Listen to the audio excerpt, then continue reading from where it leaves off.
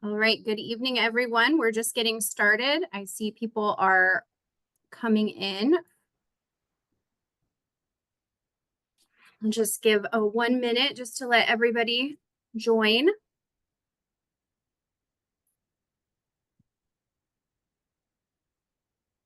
All right, and with that, I'm going to get started. So good evening, everyone, and welcome to Wildfire Ready, Building Resilience and Community Safety. We're so glad you could join us for this important conversation about wildfire preparedness and community resilience.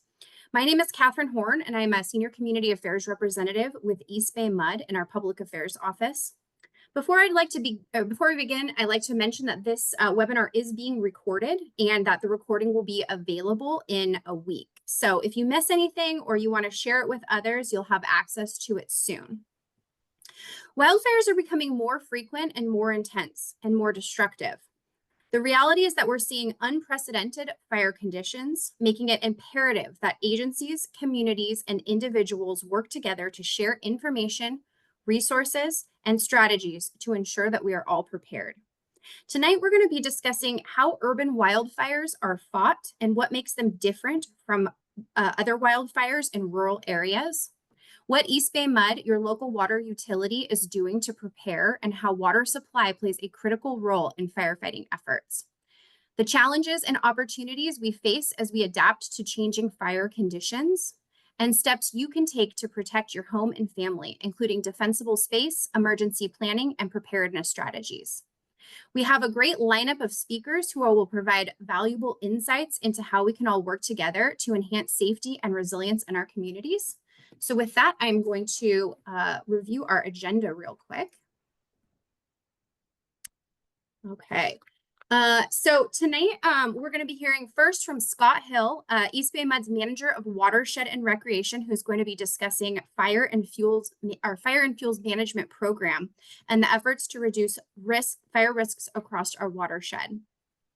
Next, Damon Hom, Superintendent of Water Treatment and Distribution at EBMUD, will walk us through fire flow, infrastructure, and supply, an essential component in fire response and water system resilience.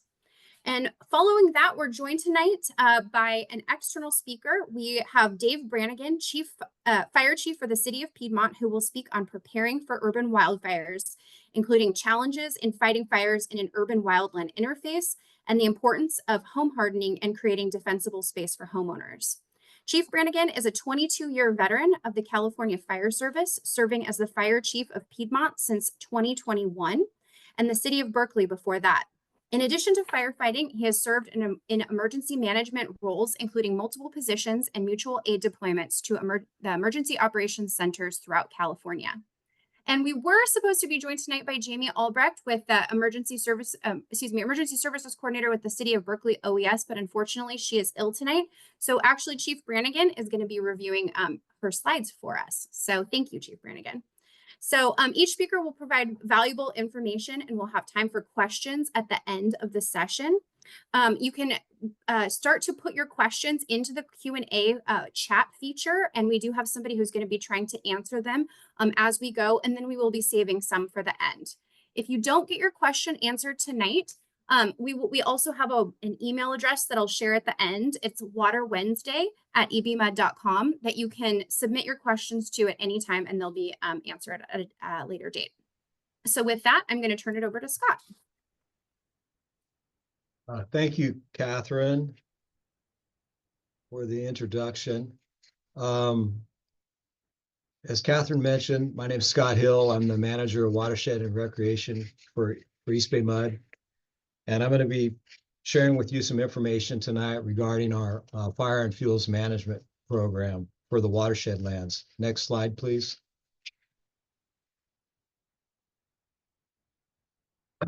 This slide depicts the watershed area and the transmission lines from the upper McCullamy watershed, Pardee Reservoir down to the East Bay to the 5 terminal storage reservoirs and the watershed lands around those reservoirs. And that's what we're going to be talking about tonight, is the East Bay area watershed. It's roughly 29,000 acres with 5 reservoirs. Next slide, please. a little bit of background on our current fuels management program. In 1996, we embarked on redoing or updating the master plan, the Watershed Master Plan. That's our guidance document that provides all the guidelines for managing the natural resources on the watershed lands. And that includes fire, as well as sensitive resources, as you can imagine, soil, the flora, fauna, the water, the vegetation, including grasslands and the forested areas. But it just provides the overall direction for watershed management, really with a primary focus of water quality protection and watershed function.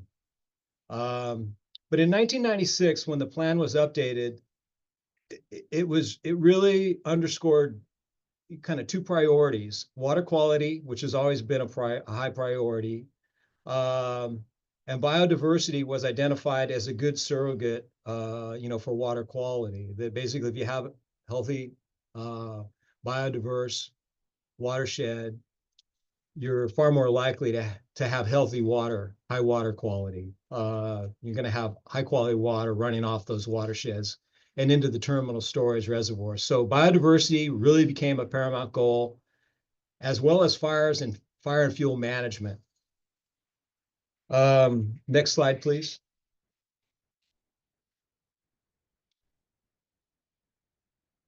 So the outcome of the plan was really to take an integrated approach towards resource management. And there was strong recognition that the healthiest watershed was an integrated resource management approach, or a holistic approach. And that really you couldn't effectively manage one resource in isolation. That there was so much overlap and so much, especially overlap in function, and that nothing could be really, was nominally effective if it was done in isolation. It really focused on integration. And so some of the goals or objectives of the Watershed Master Plan, particularly with fire and fuel management, was fuel reduction to minimize potential water quality impacts. It was really recognized during the effort that a catastrophic wildfire on the watershed could have really significant deleterious impacts to the terminal storage reservoirs, and really, cause problems for filtering that water, making that water available for potable drinking water. So that was a really important resignation, that, just doing nothing and preserving or protecting the watershed and leaving it in its natural state, there was a risk associated with that in terms of catastrophic wildfire and the impacts that may have on the reservoirs. That was one of the really kind of pivotal things that came out of the planning effort. In addition, it was recognized that we needed to provide an appropriate level of fire protection on watershed lands. Fuel hazard reduction was a top priority at the urban and wildland interface, which we have a lot of on our watershed lands, particularly in the La Marinda area, but also on the Oakland-Berkeley skyline, where we bump up against the cities of Oakland, Berkeley, in particular.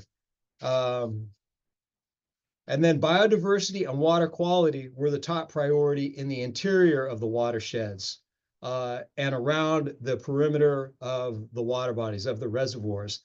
And it was thought that we really wanted to treat the interior of the watershed more like a refugium, and that's where, we would really try to maintain the highest quality habitat and, provide the appropriate habitat for the sensitive resources that are on the watershed. Next slide, please. So we decided that the best way to meet those objectives would be through a strategic approach. And that's where we came up with this notion of fire management units. And basically, those fire management units, let me consult my notes here because I always leave something out. Well, like I said, we came up with this idea of fire management units. And basically, the idea behind that was the FMU's fire management unit were designed to be effective control and provide areas of probable containment lines. And they were based on the watersheds or the watershed subbasins. And essentially, our goal was to utilize the topography on the watershed to best facilitate wildland fire containment, rather than try to address fires in areas where there would be more impact to the resources because of slope or aspect, terrain in general. You know, we could design these units to enable firefighters to initiate suppression actions from areas, pre-designated areas, utilizing the topography on the watershed that was more consistent or would facilitate containment. It would put firefighters at less risk, and it would facilitate containment. And the ultimate goal was that if a fire started on a particular watershed, the end goal was that it didn't leave that watershed. And there are various levels or lines of containment throughout the fire management unit. These two maps depict those fire management units overlaid over the 30,000 acres of watershed land, starting from the north watershed, which would be the map to your left, unit number 1, that bumps up against the city of Pinole, and then just moving across the north watershed, and imagine going across Highway 24 and continuing on over into Alameda County and Castor Valley, bumping up against the community of Castor Valley. These 33 management units are roughly 1,000 acres in size, and they're somewhat homogeneous in the type of vegetation that is in those units. Throughout those units are fire roads. There's 160 miles of fire roads that you can't really see on this map, but those all serve as pre-containment lines. And also for suppression action, they're adequate to fire off of if you need to for a firing suppression action. So those are pre-designated containment lines. They're maintained annually to provide emergency access to wildland firefighters into the area, safe emergency access. So there's standards for how wide they are, how much vegetation is removed on both sides of those roads. So apparatus can get in and out on those roads, even if the area is on fire. I mean, and that's taken into accord when we decide how much vegetation needs to be removed adjacent to the road, because it doesn't do any good to have a 14-foot wide road if the fuel loading is so high on either side of the road, you can't get apparatus down the road because it's just too hot. It'd be too much heat impingement. So all that is taken into account when we maintain these roads to ensure we have adequate access for apparatus to get into the interior of the watershed for suppression actions. And in addition to that, like I said, they're pre-designated containment lines. And then other topographical features throughout those subbasins are taken into consideration in implementing other fuel hazard mitigation measures. For example, the reservoirs, they're a natural barrier to fire. Certain vegetation type, where you may transition from a high fire behavior type vegetation to a lower fire behavior type, where it would be easier to affect containment if you had a fire there. It's designed to put all the advantage to the firefighter. Well, we're at 10 minutes. Okay, better move on quickly. Next slide, please.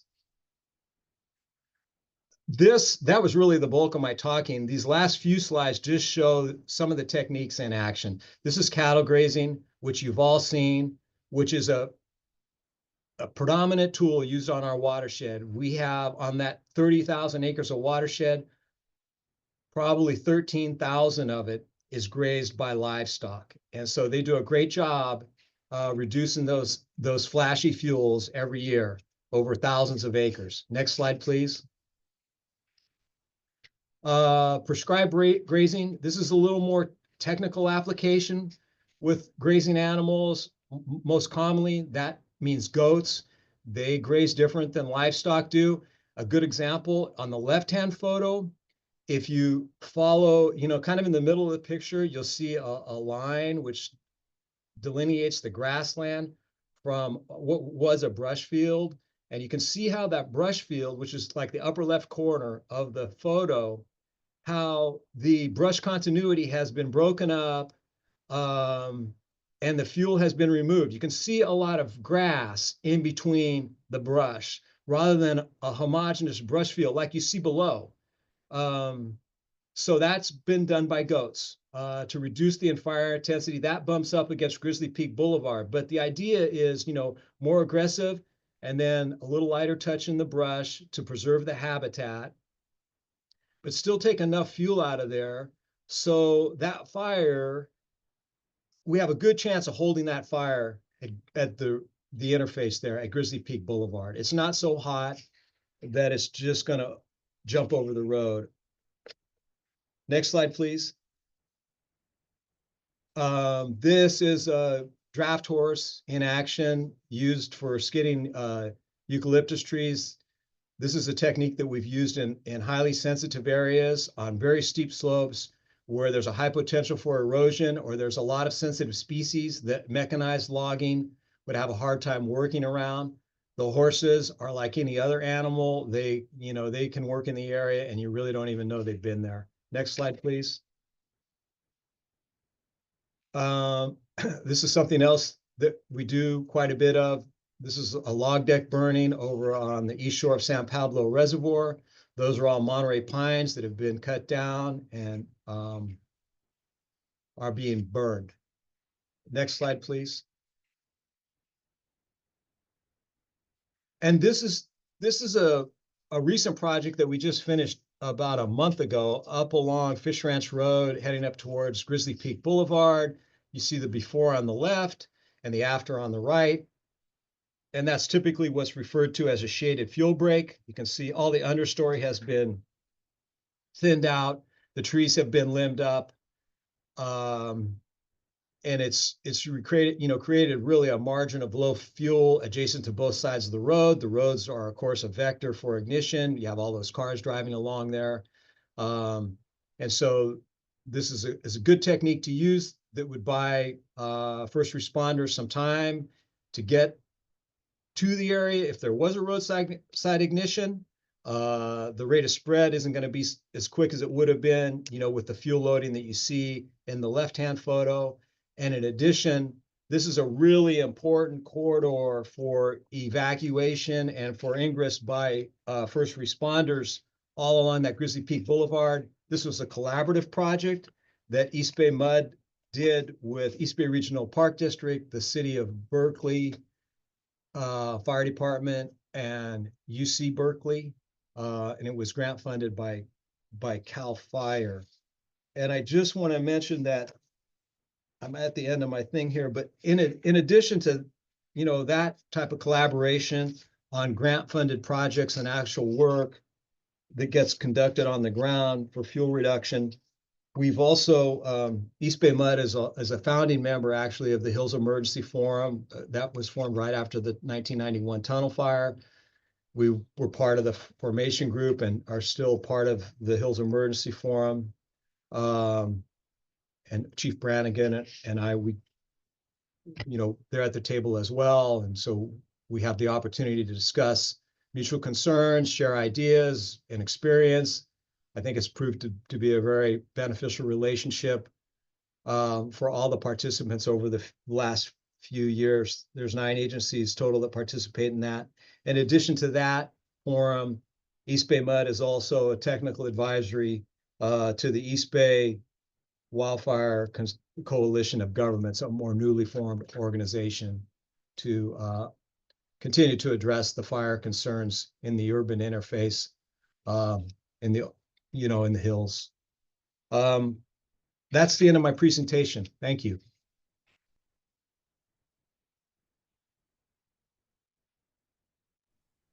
All right. Good evening. My name is Damon Hom. I am the superintendent in charge of water system operations in East Bay MUD service area.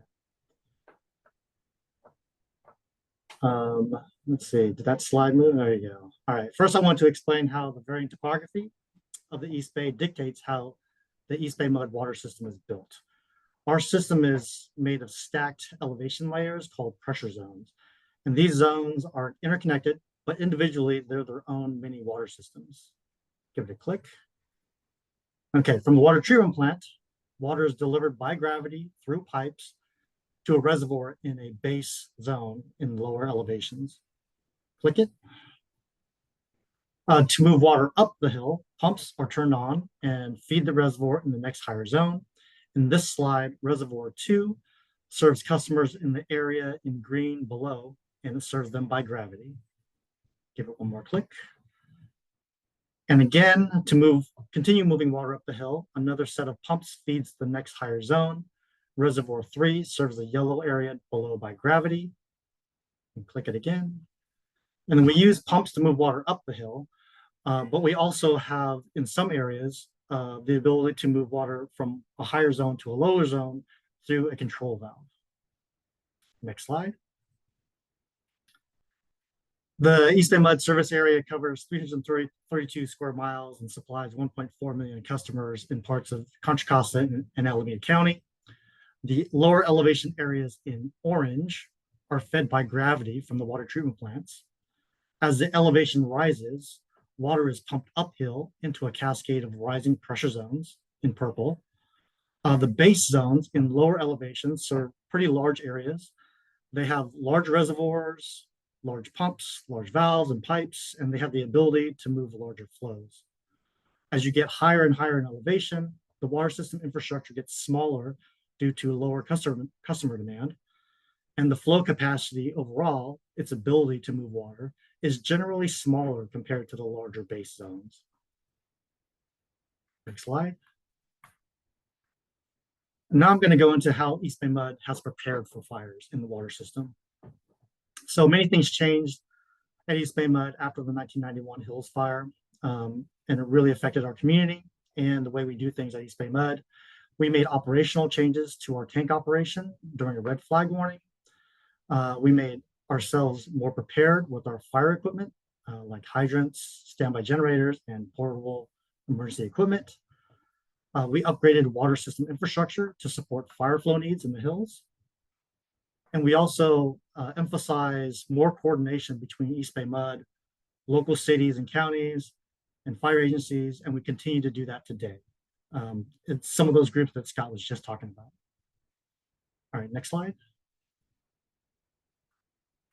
So when the National Weather Service issues a red flag warning in the East Bay Mud will identify the impacted fire weather zones and keep the reservoir supplying those zones totally full for the duration of the red flag warning. Reservoirs serving the red flag area are topped off, while the reservoirs that are not serving red flag areas are operated in their normal operating ranges. In addition to this operation, we will limit our maintenance activities that could potentially spark a fire out in the field. Next slide.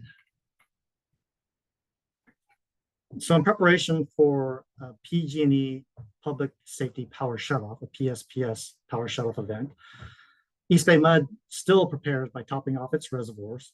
So in those areas that are going to be impacted by this power shutoff, we fill up all of our tanks. We also, before the fire season even happens, we are pre-deploying portable generators and portable pumps to our highest risk pumping plants that are expected to be out of power, just so we can keep storage tanks replenished when power is not available. But note that not all pumping plants get portable generators.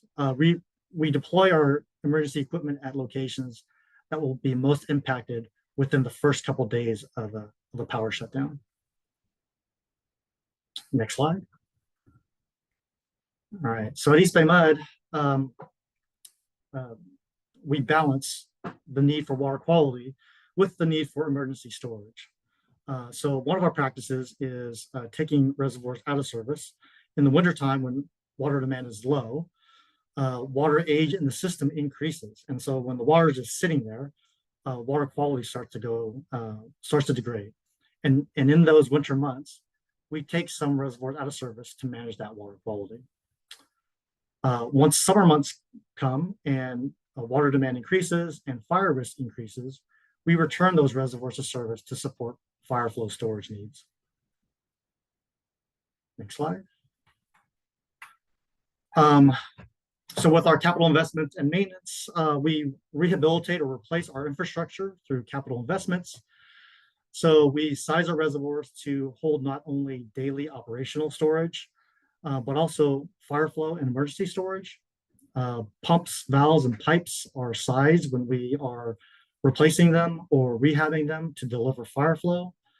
If power goes out, we have stationary generators that power our water treatment plants and key large pumping facilities. We also have a fleet of portable generators and pumps and store them across our service area for ease of access. And EBMUD focuses its efforts to maintain our water system infrastructure to make sure it's in proper working order. Water treatment plants, pumps, tanks, valves, and pipes are all maintained to continue meeting customer water demand, as well as fire flows. And our maintenance program increases the reliability of our water system and its ability to deliver water supplies up to the hydrant when the fire agencies, when they need it. So now moving on to what EBMUD does during an actual fire. So we encourage our local fire agencies to call the EBMUD Dispatch Control Center if they request any kind of assistance during a fire. We have control room operators that monitor the water system and can support firefighting efforts by operating pumps to boost system pressure, refill tanks.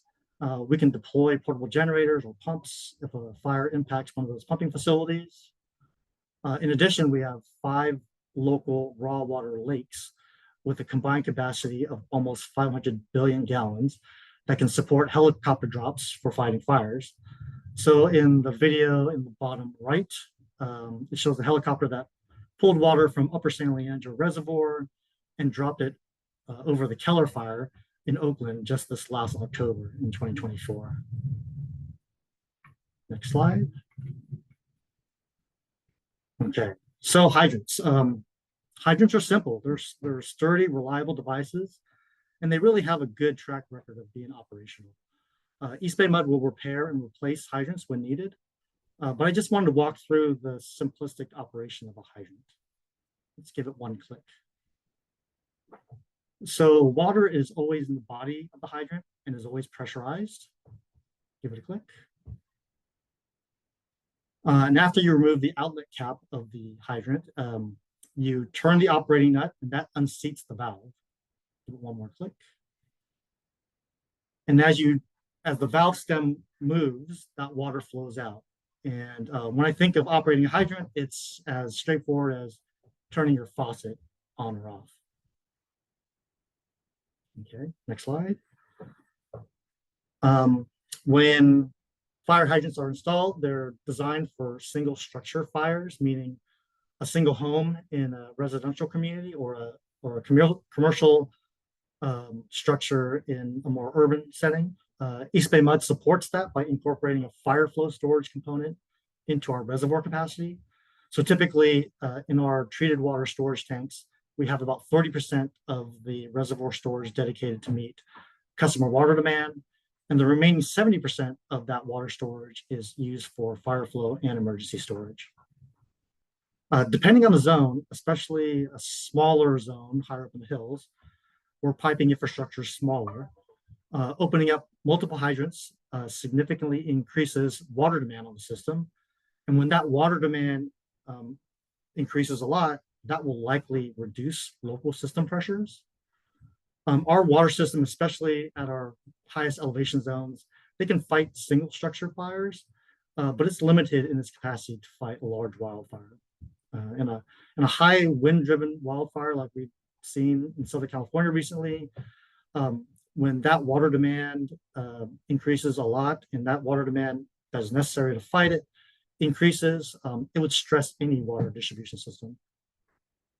So overall, we believe a coordinated effort is needed. So we've been meeting with fire agencies over the last couple of months to collaborate efforts. And now I'm just going to pass it over to one of our partners, Chief Dave Brannigan from the Piedmont Fire Department. Thanks, Damon. I appreciate that. And let me start by saying thank you to EBMUD for inviting me and to all the customers who are here watching the webinar. I'm a personal, professional, and recreational customer of EBMUD, so it's really a privilege, and I'm grateful for the good quality of water we have in the East Bay and the partnership that EBMUD is in our agencies and the fire departments. I'll also say what you're going to hear from me today is based on my professional experience and personal experience, but there are more than a dozen fire districts or fire agencies in East Bay MUD's district. So I would encourage all of you to reach out to your local resources as well, because what I'm going to talk about is sort of a high level of how we operate, and in terms of preparedness and mitigation strategies, it can be community-based, and I would encourage you to look at your fire department for more information. So to start, coming off of what Damon was saying, go back one slide, please. We have challenges in the wildland-urban interface that are unique and changing with climate change, with the changing landscape and density in California. And these three fires that we've started with, if you're not familiar with the tunnel fire, that was the 91 Oakland Berkeley Hills fire. That's the formal name for it. All three of these fires started in vegetation. And what is really important about them and what we've learned is that structures quickly became the fuel. In Oakland, it started in the vegetation off Tunnel Road. The Tubbs fire, that's Santa Rosa you see on this picture, and that started in vegetation in Napa County and quickly was wind driven to Santa Rosa where entire neighborhoods burned. And then the Palisades and Eaton fires in Los Angeles, the photograph you see in this picture is actually the Pacific Coast Highway with the ocean beyond it, and everything in between those two things in this photo was burned. We drove from northern Malibu to Santa Monica, and it was about 6 miles of what you're seeing there. So really impactful, and also drove home the idea that you don't have to live directly in interface. Once heavy winds blow broadcast embers from house to house and neighborhood to neighborhood, it's going to quickly outpace the capabilities of our water systems and honestly our fire departments. So we don't live in an era anymore of fighting wildfires. We're fighting hundreds and thousands of structure fires all at the same time. And as Damon mentioned, a single fire hydrant is good for maybe 1 or 2 structures or in a commercial area helping us fight that structure fire. But when you get entire neighborhoods, there's not much a domestic water supply can do. So next slide, please.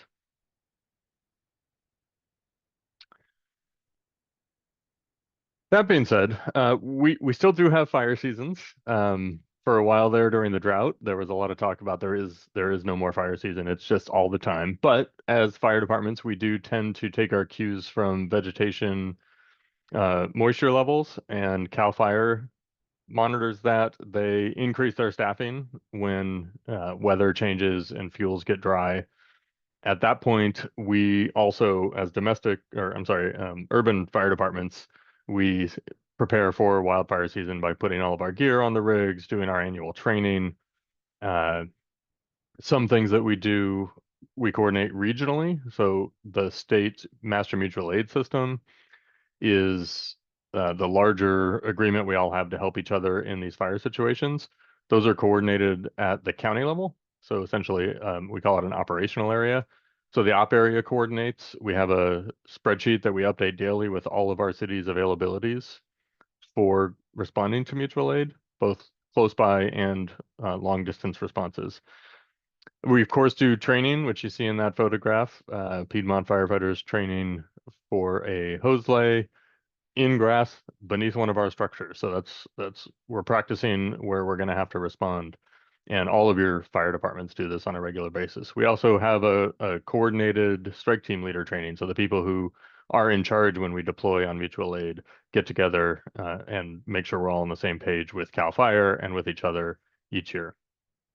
Turning our attention to fire season and community preparedness, there's a lot that can be done at the community level. First is making sure our own jurisdiction's property is taken care of. We have goat treatments, we have tree trimming, we have roadside maintenance. There are all kinds of programs we do to make sure our ladder fuels in our parks and along our roadways and open spaces are cared for. East Bay Mud is an incredible partner at that, and they do a great job.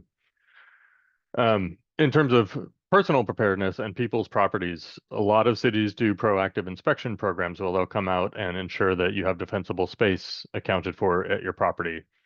We often meet with neighborhoods, whether it's proactively or in response to requests, because this is not just a single person's or single property's problem. Vegetation across multiple properties matters, so we encourage people to be ready for that. We also encourage folks to develop evacuation routes two ways out of your home or your work or your school or your neighborhood, because we don't know where wildfires are going to come from. The idea that there's a prescribed evacuation route is a little bit of a remnant from tsunami zones, where there is one route and that's uphill. But for wildfire, we don't know where the fire is going to come from, and we don't know which way we're going to need to get in and you're going to need to get out. So the more individuals can take responsibility to understand their access and egress to their neighborhood, the better off you'll be. And that goes for cars, bicycles, pedestrians, multiple ways to get out. Next slide, please.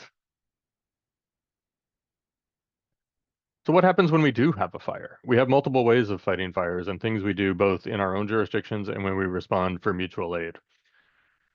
So some of the strategies we decide upon are direct versus indirect. If we have fire in grass, we typically are aggressive with grass fires. We try to keep them from getting into brush and getting into trees, eliminating those ladder fuels. So if we can get hose on the ground, get water on that fire and knock it out quickly, that is our best offensive strategy.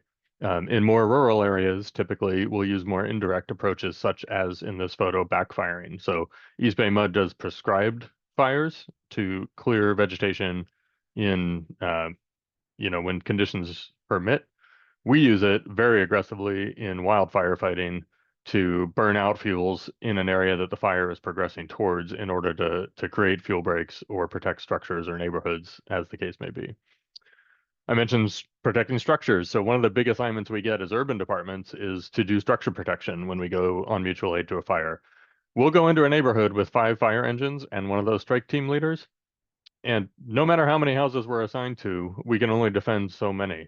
So we will proactively look at all the houses in a neighborhood that we are assigned, quickly triage them based on building construction, based on existing vegetation management, based on what we think we can do to further protect the structure. We'll pick the structures we think are most likely to be savable and go to work on those. We'll lay hose around them, depending on where the fire's direction is coming from. We'll clear vegetation. We'll prepare the homes as best as possible with the limited resources we have to be able to defend them from an oncoming fire. And that often, fire changes behavior. It may go a different direction. It may come, like you see in this photo, right up near a house, and we're there and ready for the properties that we can and have the resources to defend. And finally, air operations. You got a really good video in the last part of the presentation of the Keller fire last year in Oakland. And one of the great resources we have with East Bay Mud's raw water reservoirs is the ability for air operations to dip and use that water. So CAL FIRE generally sends in the cavalry in the air when we ask for it, and sometimes before we ask for it, if they know it's coming and they get a direct report. It is an absolutely critical resource that we take advantage of and coordinate directly with CAL FIRE. So those are 3 different ways that we fight fires. We can go to the next slide. Let's talk a little bit about mitigation. Chief Brannigan, I just want to check in with our other panelists. Is everyone seeing the right slide? Because my screen's stuck on a slide, but are you guys all seeing the home hardening slide? I see how we fight wildfires. Yeah, okay. I'm sorry, I might need to reshare because it seems like a Zoom has kind of let go of my share. Just 1 second. Sure. Apologies for that. Well, while Catherine's doing that, I'll say a few more things. There are 2 approaches to preparing for disasters. Well, there's several, but there's generally people think of preparedness, what you can do to be ready. And then we're really focusing right now on mitigation in Piedmont and in other cities in the area. We're working on our local hazard mitigation plan, and any Piedmont community members should check out our website and join that conversation. But the idea behind mitigation is changing the built environment, changing infrastructure so that we can be more resilient to wildfire. So it's less about what we're going to do when it happens and how do we build better. So these principles apply to anyone watching right now. The photograph on the right, we talk about building codes, we talk about fire codes, and this is a pretty commonly used photograph of testing that happens on construction that is traditional with wood frame and wood siding, single pane windows on the left, and on the right is a building constructed to be fire resistive. In this test, you can see the fans in front. Sparks were let loose on both of these structures to simulate embers blowing from a wildfire, and the result is self-evident. So when you are in your communities, when you're looking at your own properties, thinking about renovations or new construction, most places new construction is going to require building like this, but if for some reason it doesn't, or if you're doing a renovation, there's lots of resources out there on how to build safer for wildfires. I'll say we don't ask Floridians to stop hurricanes. Nobody in Florida is trying to get in the way of a hurricane and keep it from hitting land. We can fight house fires, we can fight grass fires. When these firestorms blown by 80-mile-an-hour winds get into neighborhoods and hundreds of houses are burning, there's no stopping them. We can get people out of the way and we can back up and try to figure out where we can make a stand. But what we do need to do is to ask people to build better in California and to build more fire resistive. Just like in Florida, we ask people to harden their homes against hurricanes. We ask people to put houses on stilts if they live in an area prone to floods. In California, the reality is we all need to start looking at being aggressive in our building construction. So that's one thing we can do to mitigate. The other thing is mitigating via vegetation management, and this is an ongoing issue. It is something that it regrows every year, so we need to be on top of it. These goats are a treatment that we use every year in Piedmont. Come down and watch them sometime. It's usually mid-June. They were a big hit during COVID because it was something people could see without having to get out of their cars. And we're taking care of our property. We like to set an example, as do all your jurisdictions, with our own properties, as East Bay MUD does, and we like to see that happen at the home level as well. Next slide. Okay, so I'm going to keep going. This is the part of the presentation that Jamie would have presented from Berkeley. She's in the Office of Emergency Services. I have managed that office. I learned so much from the people who work there full-time. And again, these are principles that apply to everybody. And let's talk about household fire weather planning. So, oh, I'm sorry. Yeah. We're gonna talk about things that that you can do to stay safe. So we want you to start thinking about things when fire weather is coming. Red flag warnings come out, and National Weather Service issues those. You might hear AC alerts. Be thinking proactively before you really need to. Next slide. So what does that mean? In Alameda County, now, of course, East Bay MUD's area extends far beyond it. Contra Costa County does emergency alerting. Emergency alerts and where to get information in an emergency is really important. So in our county, we ask you to sign up for AC Alert. In Contra Costa County, it's the Community Warning System. We all use Genesis Protect. So this is a company that we contract with, and most of California contracts with, where we break down every jurisdiction into very manageable zones that we can select and give information on how and when and where to evacuate. So Genesis Protect is something we all use. Keeping your phones on, communication's key. And back when we had the 89 earthquake, people lost communication. Cell systems are pretty robust now. Most have backup generators, and we can fairly reliably use those for both emergency alerting and communications, whether it's text messages or phone calls. And lastly, know 3 of your neighbors. Get out there and talk to people.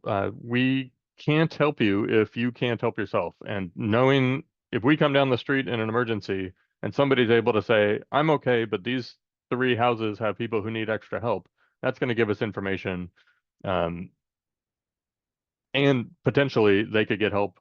You can help each other. So growing that community, having those bonds, having those connections are really important. Next slide. let's talk a little bit about evacuation. I already mentioned needing to know 2 ways out, and that's both directional and by mode. So how are you going to get out? Car, bike, wheelchair, stroller, whatever your options are. You need to know how to get out of your common places, where you live, where you go to school, where you work. You need to know how to get to your loved ones. If you have kids in school, partners who work other places, have a communications plan for that. You also need to know where to go. When to leave. We just talked about AC Alert and Contra Costa County's alerting system. Get that alerting. Also, you may want to leave before it's a problem. If we have red flag conditions and you know you are somebody who may need extra time in the event of an evacuation and you have the resources to move out of the danger area, maybe that's something you want to consider doing, is leaving early before you really have to. Or if you're in an evacuation warning before you're actually ordered to leave, that's a good time to be packing up and going too. I mentioned know how you'll get there. And then if you have community resources you're going to rely on, or family members or friends you're going to rely on, make sure that that communication plan is in place. Next slide. Go bags, I could go on all day about go bags. I won't tell you everything you need to know. You can screenshot this. You can go to all kinds of web resources. One thing I always remind people is think about if you had 5 to 10 minutes to get out, what you would have. Having a go bag packed and ready to go is really important. This is not boxes and suitcases. This is something with your absolute most vital things that you can just be ready to go. And there are tons of resources online for that. Next slide.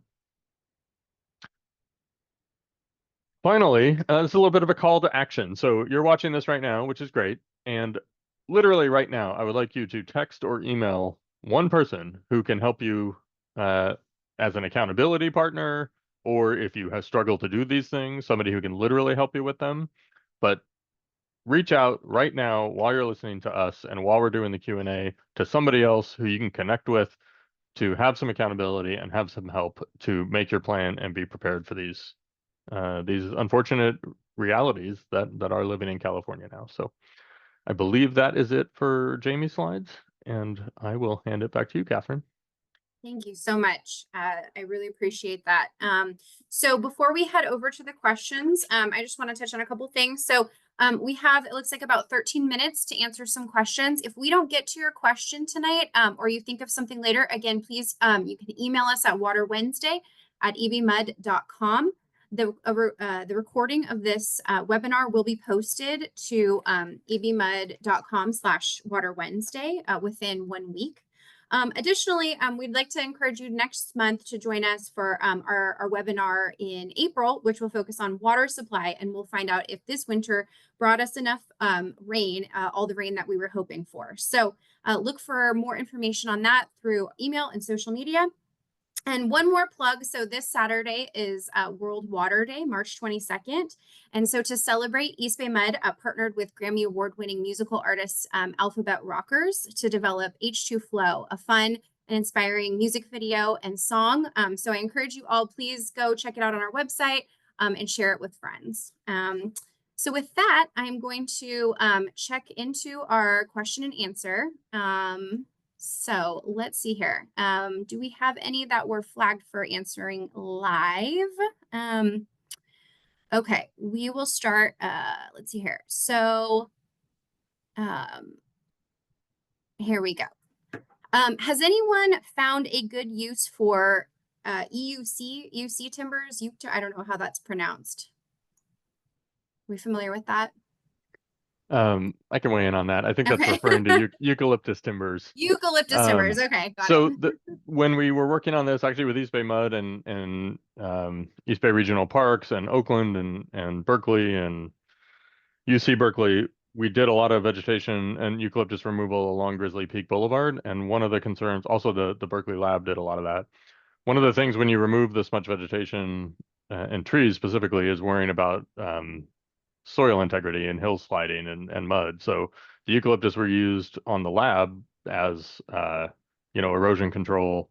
They were left in place. And then we had a big problem with fire concerns, I'll say, on Grizzly Peak from people, mostly teenagers, parking and having parties and whatnot on high fire days. So the decision we made with all the jurisdictions was to use those as parking barriers. So you used to be able to pull over and enjoy the good views, but that became a pretty big hazard. So barriers and soil erosion control are the biggest ones we have. One thing about trees is that the trunks, if they're laying on the ground, are generally not considered much of a fire risk. You know, loose branches, loose stuff, that stuff can be, but we're pretty confident with logs being a good solution in place.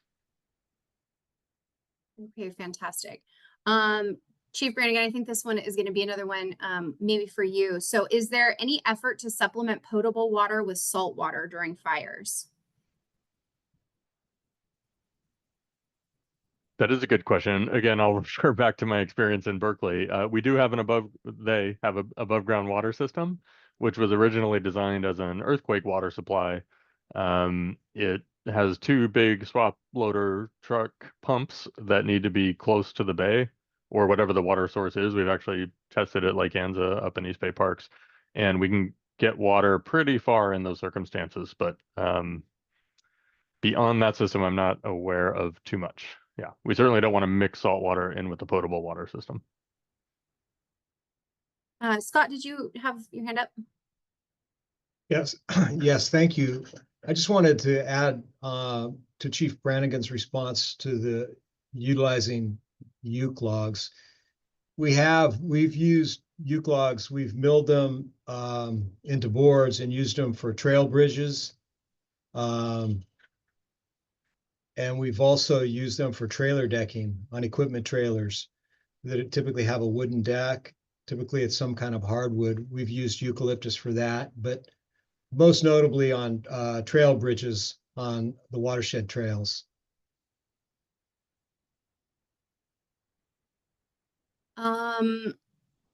Let's see here. I think Chief Brannigan, you're going to get a lot of these. What is your position on homes adding external sprinkler systems? Sure. Well, I would refer to my fire marshal in terms of the code application of that. And they can be very helpful. Sometimes they're required, sometimes they're not. Sometimes we're prohibited from requiring them because of state law around housing requirements. So it's a complicated mix. And of course, we want to be cautious of overusing water supply. The nice thing about fire sprinklers is they only activate when they need to activate. So in terms of structure protection, they're probably pretty good. I defer to the code in this case though, for more specifics. Okay, great. This one might, it says Chief Brannigan, but this one might be for Damon. I don't know if you're able to answer this. Do you support or are considering automatic shutoff valves on each water connection to prevent loss of water and pressure when a house burns? Yeah, that's kind of a bigger question, like potentially like maybe a policy question between East Bay MUD and the fire departments. But I do see where that can impact the available water supply during a fire. So if everyone has their sprinklers on at the same time that the fire department is trying to put out a fire with the hydrant and they're seeing lower pressure, then the homes that are bleeding out water at their sprinklers that might not even be close to the fire area might be dropping that pressure. So there's some pros and cons. Maybe you're able to save your portion of the house, but you might also burn down many others in your neighborhood by using up so much of that water. So all right. Okay. Is it worth closing up vents? I heard a lot about homes in LA houses with vents that are still standing. Chief Brannigan? Yeah, that is absolutely important to do. And more than closing them off, there are specific vent covers that are fire rated to keep embers out. What I want to say about that, and any question about how it relates to fire insurance. So the commissioner's office, the California Fire Commissioner, has a website and a program called Safer from Wildfires. That is not a guarantee that you're going to keep they have a list of 10 things that individuals and communities can do to be safer from wildfires. That is some of the work that's happening in their collaboration with the insurance companies to continue insurance coverage. And we refer people to that. They talk about Class A rated roofs, 5-foot ember resistant zones around your house, how to enclose your eaves, upgrade your windows. That's an important one. Vegetation clearance. So there's a really good list. Most of it is stuff that you could do today. A few big things on there like roofs would take a little more planning and budgeting, but that's a list that the insurance commissioner is pushing to help Californians get through this. And they have good information about vent covers and all that stuff. Great, thank you. There was a question about what about people who don't know they have leaks and they need help from EBMUD to find leaks. You could investigate anyone who uses more than a certain amount of water per day. So I just wanted to mention, so we actually do reach out to people if we suspect that they have a sudden high water bill and that there could be a leak, and reach out to them. And then additionally, we offer rebates for a flume device, which it's like a smart water meter. It's like you put it right on your meter and it will give you alerts into your water usage. And so we offer rebates for those. So that could help to identify if you have a leak in your home. Okay, so this one was, can you please expound on actually getting to know your city? There are many exits to safety. So maybe what kinds of resources or should people be looking at?